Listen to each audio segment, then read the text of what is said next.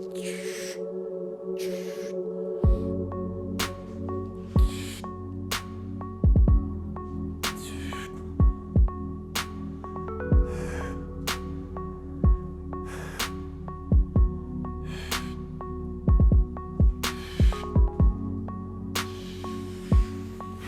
and welcome to this exercise tutorial video for the Turkish Getup.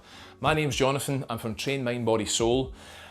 This has been a requested video from quite a few of our clients, and I thought that it might help some of you who are training at home right now, and perhaps you've got a kettlebell or a dumbbell lying around and you're wondering, what can I do with this?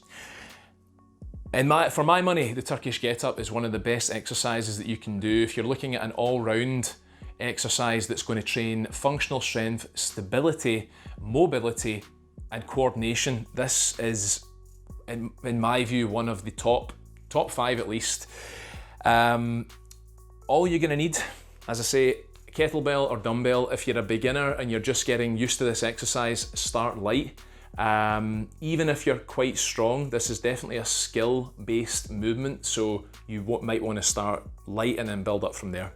So, you've got your weight. You might be wondering why I've got a shoe here. Make sure that you've got a relatively clean shoe, and we're going to use this as part of the learning. And if you're wearing a watch, take that off and shove it to the side, because the kettlebell might press into it and smash it. The only other thing I think you might need is a mat. Only reason I'm not using a mat today is just because I'm filming and I'm moving around, but highly recommend that you use some kind of a mat to protect your knees. Right, let's begin. So, grab your weight. We're taking it across. I'm going to go through each part of this movement in order. And one thing about the Turkish Getup before we even get started, this exercise is best done slower than you think you should be moving. This is not a fast, aggressive exercise. This is a slow, almost isometric movement that's going to train and expose weaknesses in various different angles that you might not be used to working in. The first position, I call it the spoon. So I just imagine I'm coming in. I'm going to go for the spoon position with my kettlebell. Knees are bent, hand over the top of the other one, and all I want to do is I'm going to use as much help as I need from this hand to get my kettlebell into position here. It's then going to be a press up overhead. Let me just swivel it around a little bit. There we go. Press up overhead. We're going to step out on the same side. You'll see why in a second. We are out on the other side as well. And from here, I am going to try to lead this movement from the core as I press up onto this elbow. We're thinking about pushing down through this foot, pulling from this elbow, and driving up to come to here. Breathe out as you do it. Next, we're going to be coming up onto our hand, on this side. So I'm thinking about pressing down through my left hand and extending up from there. Still keeping that kettlebell directly above the shoulder. I'm just going to push this out of the way. The next step, this is where a lot of people get stuck, so I might actually break this one down a little bit further. We're pressing down through the right foot, we're creating space, and we're taking that left leg and shoving it behind. Okay, so we've got to this position. Now the next thing that we're going to do is try and posture up. I think of this almost as a hip thrust to the side. I want to sort of posture up, driving the hips through, and then window wiper that back leg in. I'm going to think of this like a lunge, push off that front foot, snap the legs together, and down.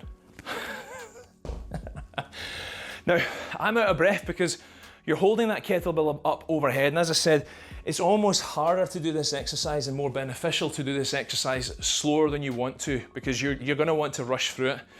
The purpose of this is to train yourself through all these uncomfortable areas that you're lacking in strength, maybe lacking in stability. A standard rep, one rep will take about a minute if you're doing it at the right pace. Coming back down, we're going to do this in exactly the reverse. I'm going to go a little bit faster, purely for the fact that I'm now getting tired of holding this up above my head. Step back with the left. We're then going to posture to the side, swivel, send that leg through, shoulder gets packed back. We're going to come down. That was shit with my wrist there, but we'll ignore it. We're going to roll into it, And voila, the Turkish Getup. Right, now as I said, complicated movement. So one really useful tool that we can use, and I will start all clients with the shoe test. The rule is, until you can do a rep with the shoe balanced on your knuckles, you don't progress the weight. Why? Because, I'll show you why. If I can't do this, keeping the shoe balanced on my knuckles, let's try it. I know that I'm not in a stable enough position to progress to weight. I'm going a little bit fast here, but anyway, you get the point. Yeah, so if the shoe topples off at any one point, if that was a heavy weight, there's a slight chance of it coming down and whacking you on the head. Okay, so we've covered, I think, some of the basic steps involved in doing this movement. Now we're just going to delve into some of the details and some of the ways in which you can make this exercise even more effective and safer. The first thing is the position of your wrist is really important. I spent about 6 months doing this exercise every day last year, and one of the first things that I noticed about a month in is I was starting to get really sore wrists. The reason for that is because I was allowing my wrist to collapse back under the weight. So as it ends up in this position, your natural kind of default is to do this.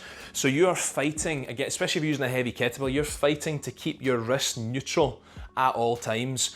There will be uncomfortable pressure on the forearm, but that's something that you'll get used to as you progressively move up in weight. We should also mention bailing practices. Your ejector button. If this does happen, it only happened to me twice. It's only ever happened to me twice doing this exercise, but I think it's important to talk about. If you're midway through doing a rep, let's say you get to here and someone shouts your name or your phone goes and you go, what? If this falls in this direction, there's a fairly significant chance that you're going to be knocked unconscious. So, in the event that you lose your focus, or in the event that you cannot hold the weight or something's going wrong, bail. This is not an exercise, as I said at the beginning, in which you force your way through. This isn't like a heavy max effort bench press or a deadlift where it's all about generating power. This is about control. So go lighter, take your time, and if something goes wrong, the elbow bends, we chamber the weight at the shoulder. So say I'm getting stuck, I'm midway through moving, catch here, because I can always just come down and then, move out. Worst case scenario, and this shouldn't happen, especially if you're using a lightweight, it's better that a kettlebell or a dumbbell lands on your floorboards than on you, so just shove the weight to the side.